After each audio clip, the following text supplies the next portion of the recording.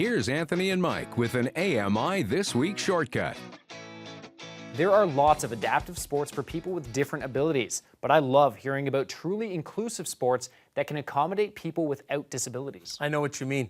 For example, many sports for people who are blind or partially sighted, like goalball and showdown, can be played by sighted teammates as long as they wear eye shades, and it can be a really unique experience for everyone involved. Well, one such sport is women's wheelchair basketball, and Vancouver's Grant Hardy headed to the Richmond Olympic Oval to chat with a local team. Let's learn more about the BC Breakers and why they love their sport. So when I was 19 and I broke my back, it was a pretty hard time. And so when I started playing wheelchair basketball, it kind of like flipped a switch inside. Athlete Amanda Panero took to the sport quickly and advanced to become a member of Canada's 2016 Paralympics wheelchair basketball team. But she remembers those early days with the BC Breakers, a team that she still plays for. After I started playing at a recreational level, I started to really enjoy the sport. I started to realize when you hop in the chair, you're no longer a person with a disability, as people would say. Like you're no longer the girl in the wheelchair. You're just an athlete, and you're just an athlete playing basketball. According to head coach Marnie Abbott-Peter, Amanda is an asset to any team. She's a great outside shooter, super smart player, a force on defense, and really intense player. So we're really glad to have her on the team this year. Jamie and Riley, you're going to be up top. Riley, you're going to be high. Marnie knows the game well. A former international wheelchair basketball star and multiple medalist for Team Canada, her goal as coach is to groom young athletes for the national team. For those new to the game, part of the appeal is the similarity to the stand-up version of the popular sport. The rule differences, the traveling rule is slightly different. So in the stand-up game, you can't just run down the court with the ball.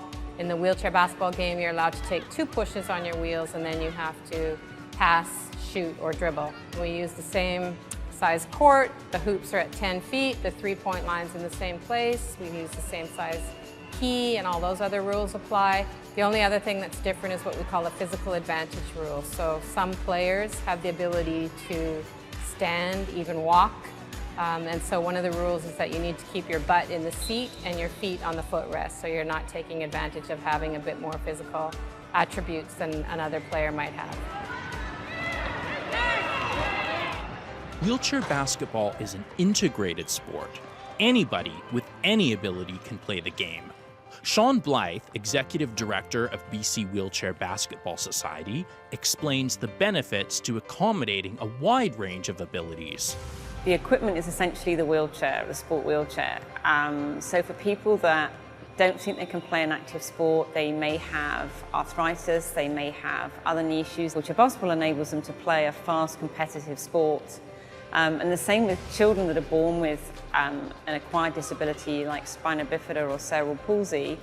A lot of those kids, say, who are able to walk, but they might walk with an aid, they might walk with a walker. Running around a gym playing stand-up basketball with their friends is a harder concept, and wheelchair basketball then means that it literally levels the playing field, so then everybody can play to the same ability.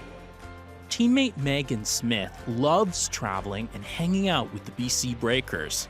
As a teenager, she enjoys socializing outside of school and family. It definitely made me feel like there's people out there who I can connect with, and I definitely met my best friend through that team. I used to be a really shy person, and playing this sport and talking to people more got me actually speaking to people. So now I'm definitely really comfortable talking to people and not just hiding behind someone. Amanda has witnessed the impact the sport has had on many people and hopes that many more will take a seat and shoot some hoops. We need more people to play wheelchair basketball. We need able-bodied, we need guys, we need girls, we need people of all ages to come and play the sport, because it's such a great sport. And it's one thing for me to say that it's really great, but it's not until you actually get in the chair, hop in, and just start pushing is when you really know how great this sport really is.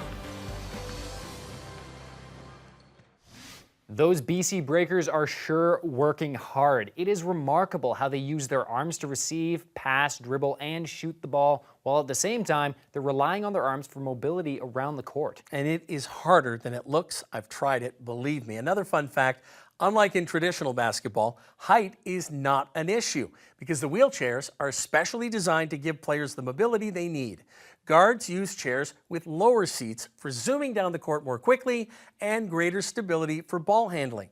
But forwards and centers use chairs with higher seats, giving them greater reach for shots and rebounds. That is pretty cool. If you want to learn about wheelchair basketball, check out the Fan Zone or maybe give it a shot yourself. You can check out their website, which easily enough is wheelchairbasketball.ca.